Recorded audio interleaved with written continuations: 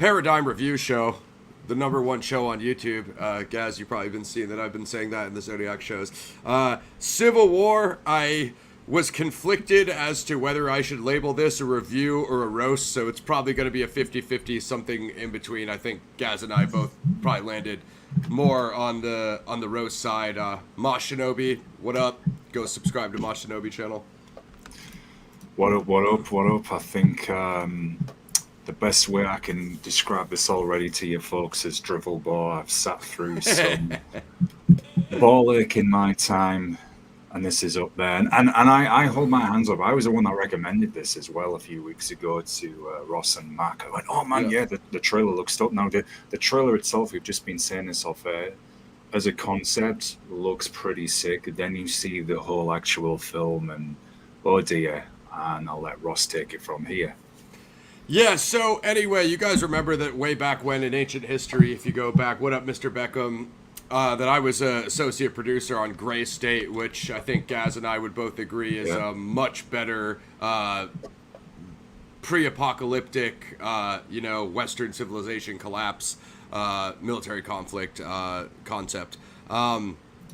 So we hoped Civil War would pick up some of that, and I suppose in the action sequences, we'll get into it. I suppose they did for the very brief 2 or 3 action sequences in the film. Kind of tough on where to begin with something like this, but I guess like the trailer is a good part for one, the viral clip on the YouTube shorts, as well as Snapchat and all the other social media apps stories, was the Jesse Plemons scene of, what kind of American are you? And they made quite a big deal about that scene. I'm sure Gaz and I will back into that as we cover the plot elements. That scene is like 5 minutes long, right, Gaz? So for them to play it that many times in the story is like, this is going to be some crucial thing. Now, does he have a great performance? Yes. Does he sell the character? Sure. And is Plemons a great actor? Yeah, all those things are true. But it's also true that is like a 5-minute side quest and has basically no bearing on the plot whatsoever. So to show it that many times in the trailer, you're thinking like, oh my God, that's got to be some impactful catalyst that obviously affects the plot. And no, that's not the case. I mean, it's supposed to show you, that scene is supposed to represent kind of like those kind of scenes in Apocalypse Now where the dude's like, hey, where's your superior officer? And he's like, I don't know. And he's just launching the grenades like over the it's like, it's supposed to represent like, there's no more law and order, and there's no more organization to the conflict and what's going on. And I suppose it does, but there's just many other plot holes and issues. So as far as the setup, I want to say that they don't give you a whole lot of backstory on why, other than briefly mentioning that the American president has usurped a third term, which is, in our Constitution, it's obviously only 2 terms. Beyond that, they don't give you much backstory of what is the reason for the conflict. And then, go ahead, guys. No, I was just thinking out loud there, which is actually disappointing. That there's not even a flashback to give you a hint other than, yes, you've got the president who's in for a 3rd term. There is some possible. Yeah, the spoiler alert, they do mention journalists are shot on site in DC.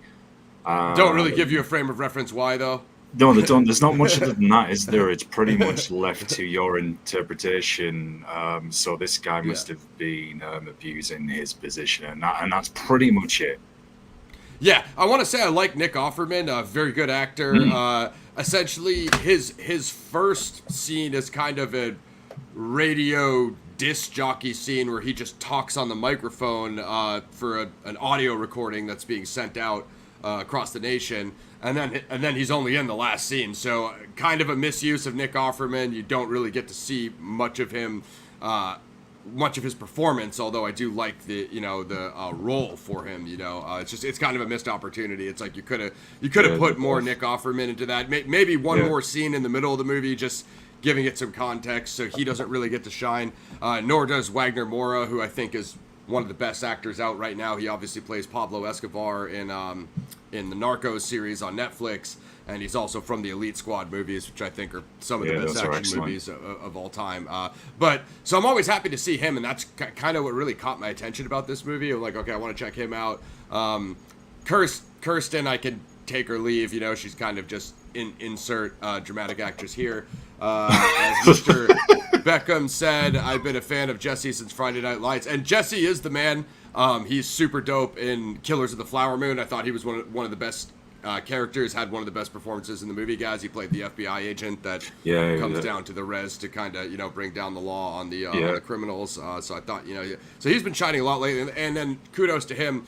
I heard he took this role very short notice. I think they only was it 2 days? The actor who had that role backed out last minute, and they kind of called it. So he's probably the highlight of the film, even though he only has a 5-minute scene. For him to be able to show up on no notice and be able to put up that performance, definitely impressive. Just as far as Alex Garland, I don't know how, like, versed I am in his other work besides the 28 Days trilogy, which I love. He's obviously the writer of that. I think he did a very good job writing those. So he definitely has a good grasp of, like, you know, pre-apocalyptic, post-apocalyptic themes. And as we said, you know, he apparently said he's retiring off this, which I think is kind of a C- performance for him to retire off of, given that the studio greenlighted the third 28 Days, or I guess 28 years. I'm not even sure what they're titling it. But and then Cillian Murphy, who is now an Oscar winner, said that he'd be interested in coming back and reprising his 28 role. So I'm looking at that like, Garland, you don't want to direct Cillian, who just is an Oscar winner for Oppenheimer in the third installment of your 28 trilogy. You want to retire on Civil War. You know, I'm just saying it doesn't make sense to me, but you guys could weigh in the chat, weigh in on the comments if you think I'm off on any of that stuff. One of his past films of interest, I know me and you, Ross, weren't crazy on it. Mac liked it, but he did Dread as well. He did the screenplay for Dread. Yeah. From 2012. He directed that too? It just says he did the screenplay. So okay, yeah. I mean, his writing is not bad. You know, like his writing's pretty good, and obviously I assume he'll be writing that third 28 movie, but I suppose won't be directing it. Yeah. I mean, I don't know. You guys can put up. Honestly, as far as content, I gotta say, you know, Gaz can correct me if I'm wrong. He's a British citizen. A lot of this struck as a non-American writer who didn't really understand American politics, didn't really understand American culture. For California and Texas to be the Western forces, a little background on my country, guys. California is a blue state, Democratic liberal, and Texas is a Southern Republican, deep Southern red Republican conservative state. So the fact that they would even be allying in any context would kind of not make sense in modern politics, unless, of course, he was able to explain that via resources, because California is the biggest state in the nation. It obviously needs the oil. Texas is a southern Mexico Gulf state. It obviously has the oil. They didn't even hammer home that, which I thought was an extremely basic concept. If the National Guard and the state militaries of California and Texas are lying, the state governments would obviously have to make some, hey, California's a bigger state, we're going to let you use our military, but we need your oil, because how else are you going to run the tanks and the helicopters? The fact that Garland couldn't even hammer home resources was kind of sad, in my opinion, another missed opportunity. But the thing is, even though okay, he's a Brit, he's from the UK, you would think, and I'm not saying this in a patronising manner here, but you would do your research, you would look at the geopolitical situation, whether you're from there or not, so you get it accurate. Some of the things you've been taught at when you go to school, aside from dancing new art, and say, hey, anyway, I'm getting sidetracked here on something in current events. But you would, for me, if you were going to do this, you could have, here's one, it just popped in my head as you were talking about the differences between Texas and California, because that struck me as well. I thought, well, you could have even put this in as a plot, had it on the Cascadian independence movement, which is part of the northwest of the states and Canada breaking away from both the states and Canada, and that could have been set with, look, hey, this part of the states is breaking off with this part of Canada as the Cascadian independence movement. That could have done that. But I thought just automatically saying, right, California, which is huge within itself, and I know Texas is ridiculously big, would just automatically into line that, yes, it's both being called to self-govern. We know about that.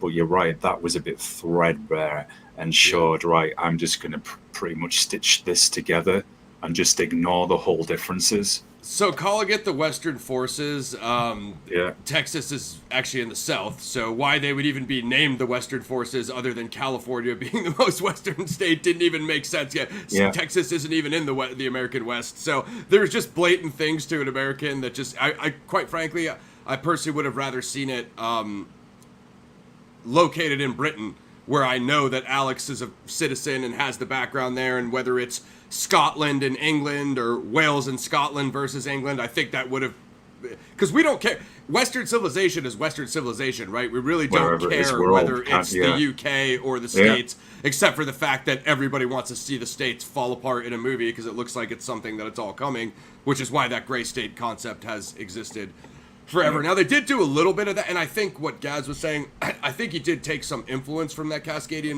move because he said, you know, New England is this, and Florida is kind of that broken off militia, so they kind of took those random, like, breadcrumbs at it, but they never kind of, like, hammered it home. But Mr. Beckham kind of agreed. I always thought about that. I currently live in TX, but my second home is in LA. Like, it's very common for people to have homes in Cali and Texas out here, guys. Yeah. Fort Bliss and El Paso, so is San Antonio, though Texas logistically could have covered it alone. See, that's, again, I don't see, you know, first thing I saw Jesse Plemons was horror anthology Fear Itself episode The Sacrifice, which is seriously awesome. I had a feeling he'd be a big actor. See, I don't even know Jesse's early projects, but I like what I've seen. We'll have to look that up, man. We're looking at that for sure lately. So, and another problem I have is you know, I'm just gonna go straight off of what's on IMDb. So what they have for subgenres is, give me a moment, folks. Where the hell was that? Oh, hold on. I clicked on something that was not. Here it is. All right, the subgenres: action epic, action adventure, thriller, road trip. Now, road trip movies are usually the worst. They're usually super boring. I hate road trips in real life. So actually thinking that I'd want to watch a movie about one, you know, would be rather unlikely. Just like even the comedy movie Road Trip. I hate that movie. It's not funny at all. Any movie where people are sitting in a car the whole time, traveling across stateside, is usually the worst. And unfortunately, that is one theme that comes through big time in Civil War. The three photojournalists that the main plot follows, Kirstin Dunst, the veteran war journalist, Wagner Moura, who's kind of like her partner, mentor, whatever. I totally forgot what the name of his character is. I've literally just been referring to Joel. Joel. So it's Lee, Joel, and then Jesse is this new character. Nick Offerman is president. Literally, don't give him a name. Everybody just basically has first names. So they follow those three journalists, and I think like this was a missed opportunity too, guys. Like I think like at least what other than like Jesse Plemons, who's in the movie for 5 minutes, as we said, I think at least one character from like either side of the factions, like one of the military like officers or, you know, something like that to provide some sort of context. Because the fact that it only focuses on the three journalist characters and then they don't really take a stance on either one of the factions. You know what I mean? So it's like, I don't know. There's just, it's mostly just, I gotta say, guys, it's mostly just, and all the other reviews I've watched have said the same thing we're saying. It's just like downtime of the three journalists, like taking this long 3,000-mile drive into DC, but they have to go around through Pennsylvania for some reason because of the roadblocks. Or I don't even remember the exact details. So, it's just a lot of that, a lot of them drinking at night. It's like a lot. It's a dialogue-driven movie. If you're expecting Red Dawn or Bushwick, I think every single one of those is better than this. And I've been telling Mac and Gaz that since I watched this. There is one scene where you kind of thought they were maybe going to do that. It's halfway through the movie, spoiler alerts, but it's not that I could spoil this set any further. I'm going to spoil it by saying don't go and see it. Seriously, we're doing you a favor. Yeah. There's the scene, you know, where there's those two soldiers are bogged down by the sniper, Vanland. You think you're going to get an explanation from one of the soldiers there as to what's happened, and then you don't. And the whole thing, I mean, we'll come to some positives, but it's almost feels like a long music video for an Americana band. Oh yeah, I forgot about that. Some of the music is super strangely timed. Doesn't fit. There's that one scene. I might be around the scene you're talking about. I believe it's a fight scene where they play that 80s hip hop song. I forget who it is, and it really doesn't fit at all. Like some of his use of it. You know, we talked about this in Monkey Man, and this is like becoming a big thing. I think even, I don't know about Gaz could weigh in on Boy Kills World. I haven't seen it yet, but this is like a big thing where they're using like all these like different genre tracks in these new school movie soundtracks, and just the way some of them land in this movie, like he kind of tries to do that thing that like older directors have done, like Paul Thomas Anderson and some of those guys, where you kind of use a song that is kind of, you know, not exactly fitting the mood of the scene that's going on, because it kind of juxtaposes it. You have like whatever upbeat song with a depressing scene or something like that. You know, we've all seen it before, but the way it lands in this movie is just kind of like awkward. You know what I mean? It's just like it's like he had a choice of like all these real good songs, but he didn't use them in the scenes that they should have fit on. You know? Yeah, like, and that was one of the first points I noted after I got out of the theater. You know, I hit you up and I said, man, the score, it just doesn't match or flow with any of the scenes at all. You literally sat there and you're thinking, why are you using this for this scene? This just does not work. And of course, this all started going back to Guardians of the Galaxy 1. Now everyone's going to start doing cool montages and using music, etc. Yeah, James Gunn, it's all. Yeah, and it works well in Monkey Man. We'll talk more about this when we cover Boy Kills World on Saturday. There's a little of that, but it certainly matches on Boy Kills World, and it's not detracting from what you're seeing on screen, and that's all I'd say for now. I felt it's like I'm trying to pay attention to this scene, and you're blasting me with this 80s, 90s hip hop song, like Golden Age hip hop. So that's like distracting me from what's going on in the actual frame. You know, as Gaz was saying. You know, I felt the same way. I mean, and again, if we're way off, I don't know. I should watch a couple more reviews and just see if I want to say that the ones I have watched, people have pretty much hammered these same points. I mean, now. Overall, though, the combat sequences, the 2 or 3 of them in the film, are pretty sick. There's the big helicopter fight, the dual helicopter shootout, and then there's kind of the big end sequence, which is leading up to the White House, which is a pretty well done scene. I also felt though it was kind of like rushed, and certain things didn't make sense to me. That it's becoming a little foggy now because I've seen it a couple weeks ago, but that one part where they were using the Humvee as cover gas, and they were getting shot out by something, and I was like, why would you do that though? Why would you even walk behind the Humvee? Because if it gets hit by an RPG or one of those chopper Tomahawk missiles, it's obviously going to blow you guys up right behind it. You know, like it's shrapnel as well. Cover, but it's not like, it's not like you're behind a tank or something. You know what I mean? So just like military strategy wise, I want to say I feel like if a Navy SEAL or someone watched this, it would drive you crazy, because you'd be like, not single one of those is a modern warfare tactic. Like, and also the way they were showing the journalists coming out to take the shots, and I know they've got to take the risk to capture these shots as it's going, but I felt there was points where even their own common sense would have said, don't go out at this point or you'll get shot. And that was driving me crazy as much as the actors playing the soldiers. You're taking too much risk. They really were, and they were overselling it. For sure. You're a photojournalist, but you're not like a Green Beret photojournalist. So as Gad said, if you just get yourself at a point where you're pinned down at a choke point, and all you have is a camera, you don't even have a firearm on you, what are you going to do? You're going to basically wait there for 20 hours while the sniper has you pinned down and hope someone comes to you, rescues you. In a war zone, in a civil war zone, in a zone where Gaz just said that they're supposed to be shooting journalists on sight. That, So yet you're going to go out there and take all that risk, like Gaz said. yeah. It doesn't make any sense, you know. I'll say, I mean, the positive, folks. I'll say the way, look, the cinematography, the landscape, everything's good. The way it was Pretty shot good. is good. I Yeah. still don't feel you quite see enough of the kind of the problems that these towns and places have been having I during agree. the Civil War. You do I see agree. some smoke coming from some scenes where you know something has happened. You see like down choppers, Yeah. abandoned Humvees, tanks, Yeah. stuff like that. I think there's a But it's point. all Yeah, after the fact. Like, this is the remnants of what just happened, like Gaz yeah. said, where you'd expect to see it either in real time or developing There's in front there's of you. no You know? link up. I mean, I think there's a downed Black Hawk Yeah. outside, like a mall or some Yeah. at some point, and there's Yeah. nothing like no. The crazy thing is there is news reports that are happening, folks, but there's nothing to kind of give you an insight into the backstory, into Exactly. why this has happened, other than this guy's had a third term.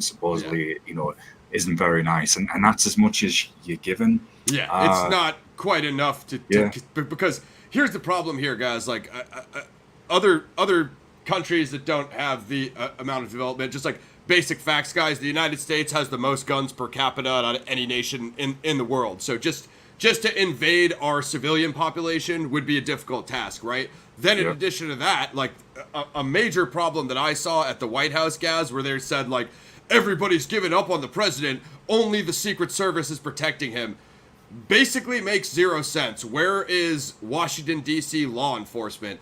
Law enforcement has SWAT teams that have, SWAT vans with armored troops with heavier artillery. Then, in addition to that, we have the federal FBI, which has, heavier SWAT troops.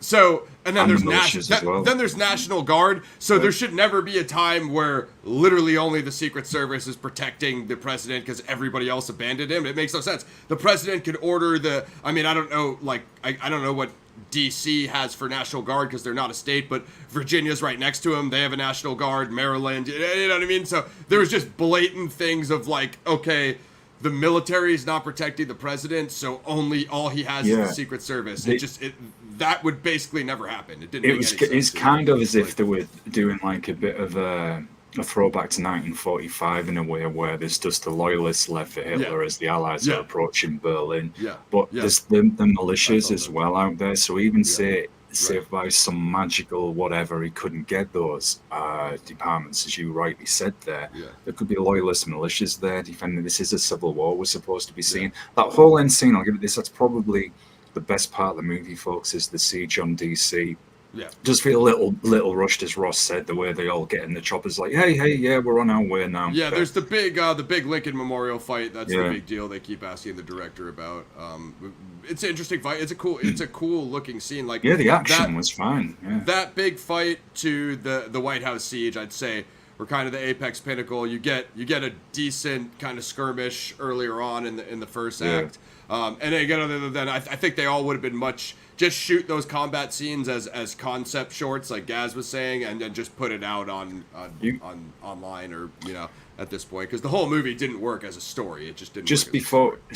before we went live, that brings me into a question for you then, Ross. You mentioned this probably would have been better as a short film in itself, something on YouTube. It could have been it could have been like Kirstin Dunst documenting what she's seeing. I know what she's supposed to be happening in the whole movie, but just focus on that part at DC. There could be some references to things that have happened in the past, Hmm. rather than this whole dragged out bore. To be honest, it Yeah, really is drivel yeah, bore. yeah, 100%. Yeah, 100%. Because I'm gonna tell you exactly why. Because the dialogue doesn't work. Even the corny Mm, stuff, with Jesse, with Lee mentoring Jesse, like, oh, you're my idol. I always looked up to you, blah blah blah. And then like I won't spoil the big line, but you know what part I'm talking about, Gaz, when she says like, hey, if I blah blah blah out there, would you blah blah blah? And then the yeah, way that scene ends in the climax, like it's very predictable. You saw it coming from a mile away. So, Conan.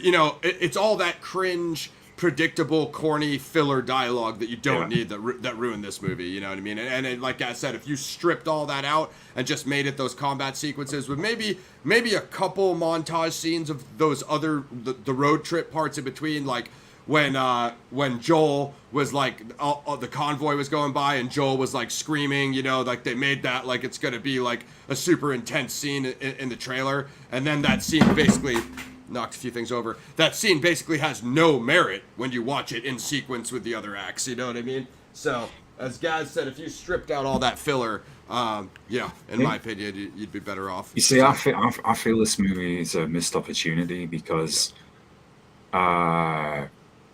just looking at kind of things that have been happening and are happening at the moment, well, this could have been, as it's supposed to be, a near future scenario where, hey, we've got a civil war in the States or a civil war in Britain or France or wherever.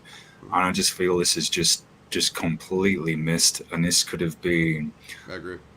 Both, you could have melded it in this perfect political action thriller where you have the balance of the story with the really intense scenes politically where someone has to make this decision or find out some key information as to what triggered this civil war. Absolutely. And it just feels that the whole thing was missed. I'm going to plug something which is similar in some ways. It has nothing to do with this conversation, but it just has just much... like the concepts Gaz that are talking about are way fleshed out in this story. So I'm reading a graphic novel right now called New World Order, Dawn of a New Day. It's nice. By this dude named, it was picked up by Image Comics, I guess Shadowline, which is like an imprint of Image Comics. And this dude's name is, I believe he's a Latinx gentleman. I don't even know if I'll be able to find his name. Anyway, this is based on the work of Jordan Maxwell and a lot of the other kind of like conspiracy theory, like lecture type research dudes. And there's reptilians in here. There's some crazy stuff. There's Dr. Roger Lear, who's that ufologist that pulls out the implants that they think are like those extraterrestrial implants. Yeah. All of that is in here, and it centers around this faction called the Third Army, which is basically like this third eye, like revolutionary, like kind of like what Gaz was saying, similar to that Cascadian concept. So I mean, there's a lot in here, but it also deals with like a direct revolution against the New World Order. And it's just, I think I'm right at the end here. Well, he has a bunch of like research stuff with a bunch of like, references at the end here of the real, kind of things that it's based on or whatever. But I guess all of this came from, it was this concept that this dude has been, I was reading like the end of the graphic novel, and he kind of explains like, where the story all came from and all that stuff. And I guess this concept was essentially based on like this poem that this dude wrote, and then he started fleshing out this story.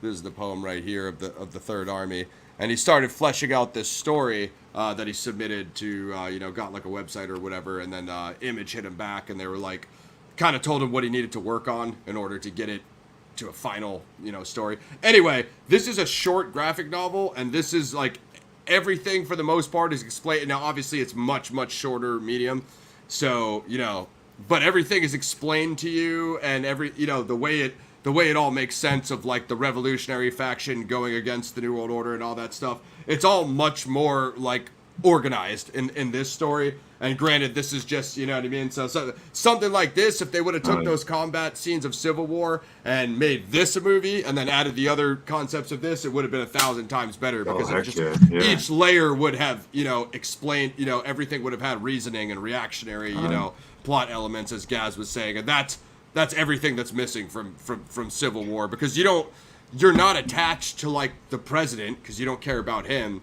And you're also not attached to the Western forces because they never explain what they're doing. We're going up there to kill the president. Okay, Yeah, so just missed opportunity all around, and you don't have any stake in the game. Even the photojournalist characters, you don't care about them either, because they're just photojournalists driving on a road trip to DC to go interview the president. So you never buy into any of these characters, you know what I mean? And feel like, oh man, I want Joel to survive, blah blah blah blah. That like you just don't have any real like like buy-in with any of these characters, and that's the problem. Like you don't even like another thing that Gaz said. So as far as like we talked about this with David Crowley way back in the day, Gaz, rest in peace. You guys could go check that interview with him.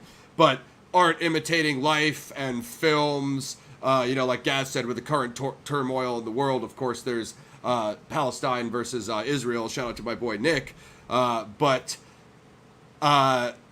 the way the Joker movie, the Joker 1 came out, and then they have like there's like the whole poverty, rich versus poor concept, and then at the end of Joker, there's those riots, and right around the time Joker came out, there was those riots in the U.S. Yeah. So as Gaz said, that was like nailing it. Now, I don't think that Todd Phillips or Joaquin Phoenix, they probably had no idea that those riots were, because it was a racial thing here in the States, right? So that had nothing to do with the Joker concepts. Although, Joker was like those 70s, 80s stuff, so it did have a little bit of that in there, but not like Joker was some movie based on racism or whatever. But when it dropped, you just happen to have those riots, and then like Gaz said, when Civil War dropped, you actually do have these conflicts going on, whether it's Israel and Palestine or Ukraine and Russia. So, it could have lined up better. Not that I'm always saying that, it's a good thing to, like, when there's a current event war going on, to make a movie about it and release your movie about it so you can profit off it, but you can time it at a time that it makes the point. The whole concept, right, is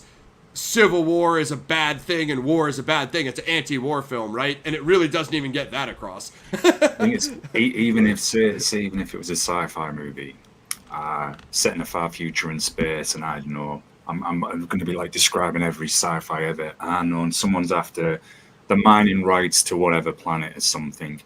Although it's fantasy-ish based, you can still put those real-world elements in there, so absolutely it builds that relationship with the audience, so it's relatable. So although it doesn't always have to totally parallel the real life situation, you still need some of those components in there so we can relate to it, so the film has got substance or otherwise. And this is what I felt Drivelball lacked, was the substance.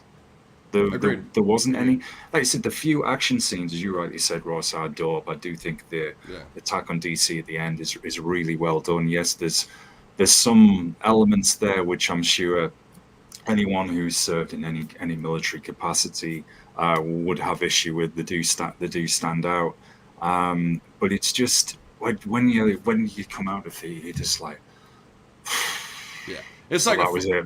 It's like a 5 or a 6. Like Gaz said, are the combat sequences impressive and entertaining? Well shot, yes. Could they also have been in any movie? Like, you could have just watched that scene, and it could have had nothing to do with Civil War. It could have you could have been watching anything. You could have been watching TV.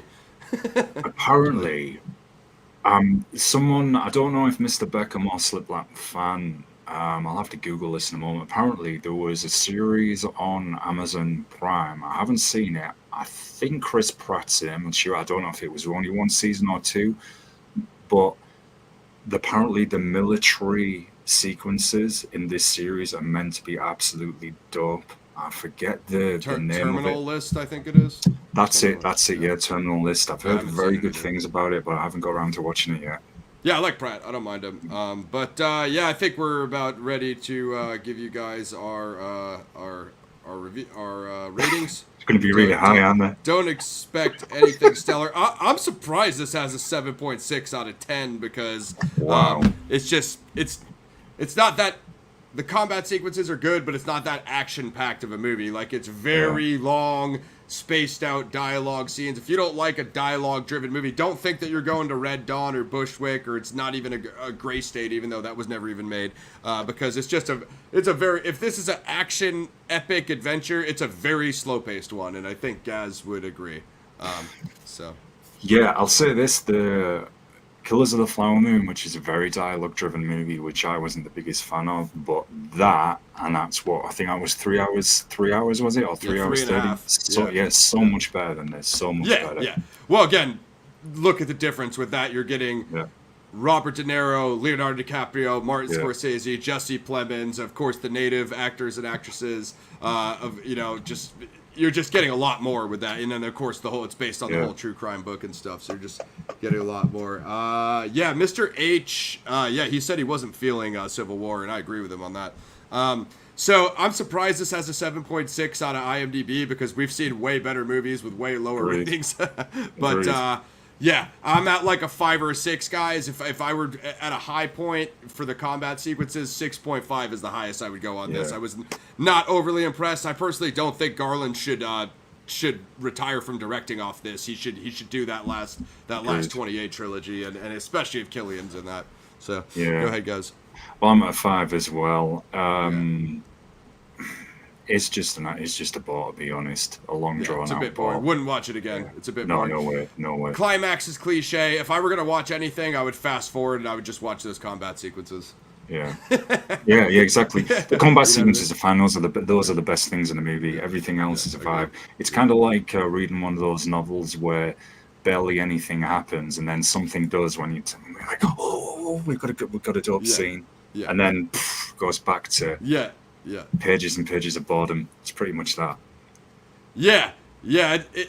It's interesting, like, you know, like, even, and just to hammer it home one last time, even from a military perspective, if that's the and just Garland, I'm going to put you on some game, bro, because I don't know what your background is, or I don't, as Gaz said, I don't know what kind of research your research team did or lack thereof. If that was the California and Texas National Guard, who are essentially volunteers, some of them are post-military guys that have had, you know, careers, and then they go back in reserves as a second career. Do we really think they could take on, you know, the entire Army, the entire Navy, the entire Marines, the Special Forces, which is Green Berets, Navy SEALs, Army Rangers? Those are the ones we know. Do we think reservists could take on elites? Because I think it would be highly unlikely, even if it was a domestic conflict. I mean, you'd literally have to have all the Navy SEALs say, like, hey, I'm not going to fight for the military. I'm going to go home and protect my family. That's the only way. Because if you had to fight those guys, it would be a rough day at the office. Yeah, very rough. So, that's John, like you know, to use the UK equivalent, because it's a British writer's director, I don't know if you guys have the equivalent of, like, National Guard or, like, reserves or whatever. There's some reservists, If those are local dudes, would they be able to take on your SAS? No, there's no way. SAS or counterterrorism. SSR, all of them, and they're right. And the thing is, here's a good point. These are the units that we know about. They have secret. I didn't bring that up. The CIA counterterrorism. What I would imagine. So I just want to, before we go, like, to get on my gray state conspiracy stuff. So the president controls the United States government, which controls the Federal Reserve, which controls. That's essentially the private U.S. bank, which controls the entire economy. Let's say, like Gaz said in the plot of this movie, the entire military abandons the president.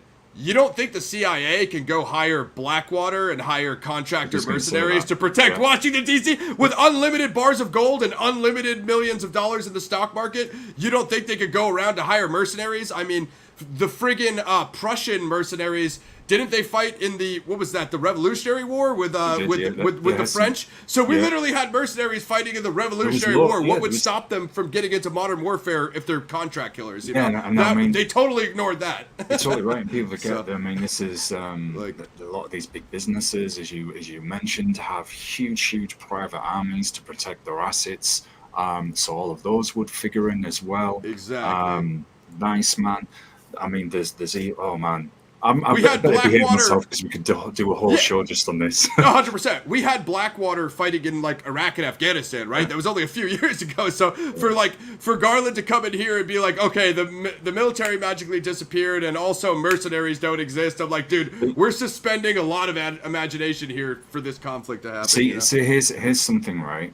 So okay, let's say for argument you don't have the budget to cover all of that. I'm gonna play devil's advocate here in a way. So you could have kind of took this, say there's a family on a farm. I know this is going to sound cliche, and focus just on one small thing. They're either under siege from a militia, loyalist militia, say, to the president, and you're given bits. And it's revealed that there is a civil war happening, and you're given bits like spoon, dripped in. This is what has been happening and led up to this. You could have even done it in that way as well to put a little bit of tension, because I think if you're doing it on this large scale, which Garland did, and then you've just missed all of these numerous opportunities we've been describing, then it just ultimately falls flat, and that's the problem. 100%. Yeah, 100%. I can't tie it up any better than that. I agree with Gaz. I mean, it's kind of two perspectives here, guys. An American guy who lives in the West, and then Gaz out in the UK, where the writer-director is from. So it's like I feel like we've kind of covered both. Don't have much else. We want to get The Crow 1995 OG as soon as I see Boy Kills World. We're looking to target that Saturday. Then, of course, I think Furioso will probably be our next one, Gaz. Yeah, so there's not much else. If you have any recommendations, guys, you can feel free to fire them in the live chat or the stuff below. Zodiac Files Episode 4 is coming soon. I know we've been editing it for a year. Trust me, it's the best episode. Holly Toshke, Mike Rodelli coming back for part 2, the Chel Cavalli show. Of course, you can get the comic book on Amazon. Don't forget about us, The Dark Rift, Volume 1, Planet X Comics. Looking to do a little bit more with that. And then you can join the membership below, next to the subscribe button, like, sub, share. Join the membership. And, of course, Patreon.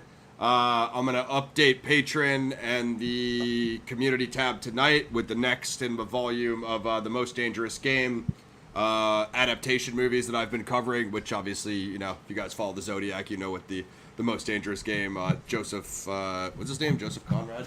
I think I have it over here in my, whatever his name is. But The Most Dangerous Game film adaptations, which is like The Most Dangerous Game, Run for the Sun, Bloodlust, and then they go all the way up to the 90s. So we'll be covering those more. Just what up, wanna Fire do- Pixie? Go ahead, guys. want to do a quick shout out. UFC is in Brazil this Saturday, so definitely catch that, folks. It's going to be so sick. If anyone's got any recommends for any movies or series that you would like us to cover, just drop them in the comments. You know, send us a message. People under the okay, we'll check that out. Not sure about that. I'd check it if you like vigilante action, like we cover Slipknot. Check out Boy Kills World. It looks sick, and I know Gaz has already seen it. And then there's I don't think there's really much out other than that. And then Furiosa coming out. I did see Late Night with the Devil, folks, which it has Michael Ironside doing the narration, which was sick. The first half of the movie is like comedy horror and it is funny, and then the last half just falls flat and is so anticlimactic. I have another title, but I don't think I can say that now on now here. that we're monetized, we're big time. I have to behave. We're big corporate. Slipknot. I want to check out the Bureau. What's it called? The Ministry of Ungentlemanly Warfare. I want to check out that.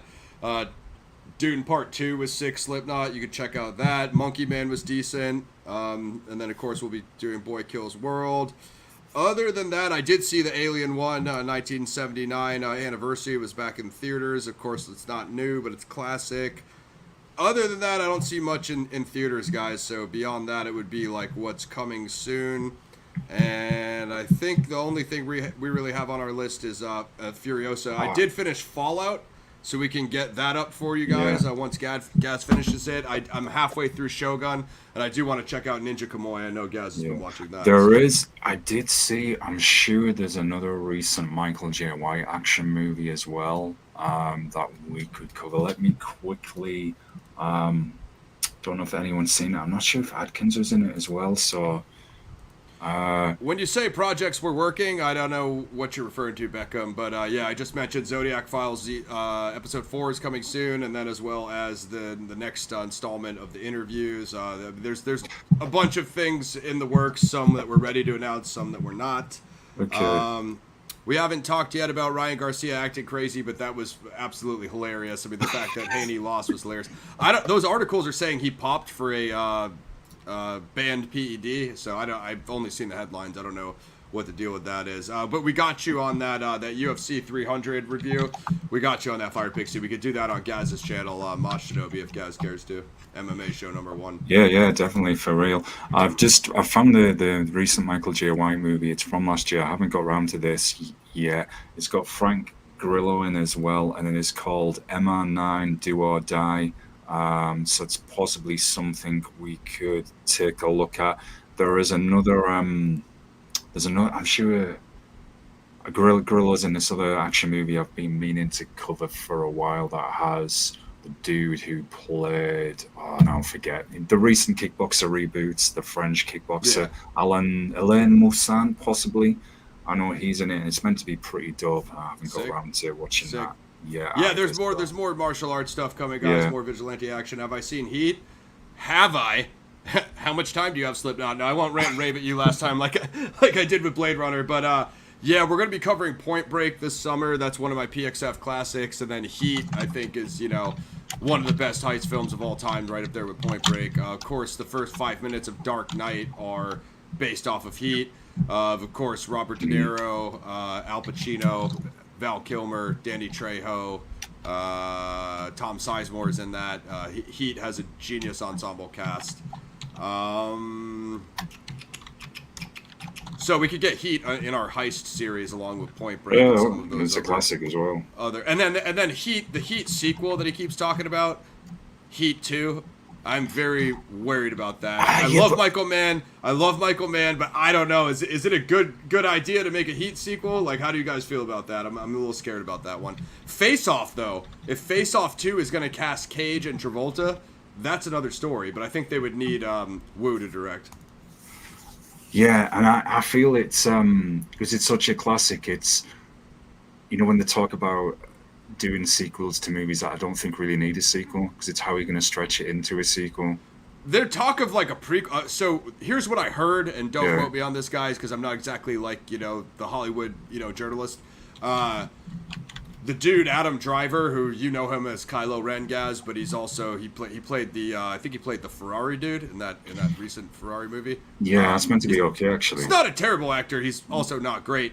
This is what I heard. He was going to play the younger version of De Niro's character in Heat. So I guess it's a prequel. I don't know if any of that makes sense. Also, is Adam Driver even Italian? Does he even look like Robert De Niro? So I don't know. There's a lot of questions there, but it is what it is. Love Heat though. Heat should be a standalone movie. See, Slipknot's not effing with it.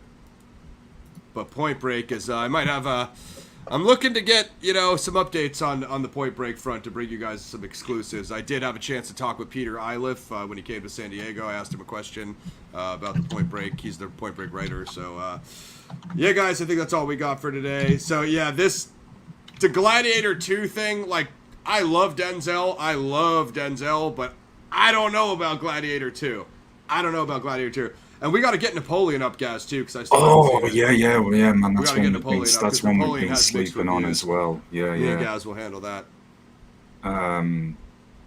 Well, they did do a remake of Point Break, which was never speak of that on PXF. That will never be spoken of on my channel. Shout out to Lauren. Lauren has a strong belief that the Roadhouse remake doesn't exist. I'm in equal denial about the Point Break remake. Gaz, Mac watched it. I forbid Gaz to. Or did you see it? I actually put myself through it. Geez, so they've both seen it. Never again. The only Point Break that exists is the original Point Break. Yeah. That's it. The remake, absolute travesty. It's garbage. I've got a feeling, and this is why it's good that we're going to cover Boy Kills Will, so we can give Scarlett some shine before we roast the Crow remake. Scar's bad. Yeah, no, Skarsgård. Yeah, no, I mean, I wanted to, like, build him up before we destroy him, so... Well, he'll get his chance to shine again, because isn't he in Nosferatu? Honestly, so we'll give him some shine, that'll probably be I think most of his stuff will be good. It's just his agent was like, hey, Bill, everyone keeps backing out. We got a piece of crap here. And he just called him in a panic. And he was like, yeah, I got those couple months free. And he just showed up to that set, That's the Crow 2024 we're talking about, guys. Yeah. Swayze's the GOAT. Ooh. Oh, you've got my attention. The Riddick movies. We're big fans of Toy. I like Toy, yeah. Toy's dope. Okay. I'm waiting for that next Riddick. When that next Riddick drops, we will cover it here. Oh, man. Yeah, so Below movie. Let's Riddick. All right, boys. All right, gang. We're out. We should try to bang out that UFC review for when we can for Fire Pixie guys. But other than that, subscribe to the Patreon below.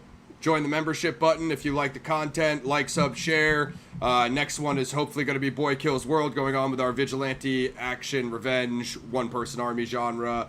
We'll have things rolling in. We're going to try to work through our backlog. Of course, the PXF Classics.